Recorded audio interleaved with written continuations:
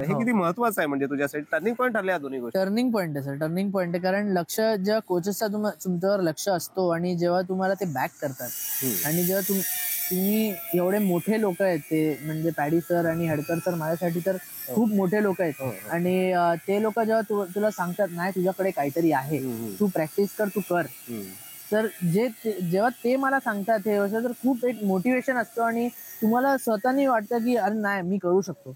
जे self confidence आहे की जे तुम्हाला ते वाढतं तुमचं सेल्फ कॉन्फिडन्स, आणि ते सेल्फ कॉन्फिडन्स खूप इम्पॉर्टंट आहे. आणि तू त्यांचा विश्वासही सार्थ ठरवला, म्हणजे त्यांनी उगाच हे नाही केलं आणि तू पण मेहनत घेतली त्यावर, आणि जी गोष्ट तुला आधी आवडत नव्हती ती आवडीशी झाली तुझी बॉलिंग. हा ते तर आहे. त्यांचं जे त्यांना की ते जे बघतायत त्यांनी काहीतरी त्यांच्या डोळ्यापासून ते काहीतरी बघत असेल की नाही ह्याच्यात काहीतरी आहे. हडकर सरांनी बघितलं की क्रिकेट आहे, बॅटिंग आहे. पॅडी सरनी बघितलं की नाही बॉलिंग पण चांगली करतो, तर बॉलिंग पण करू शकतो हा.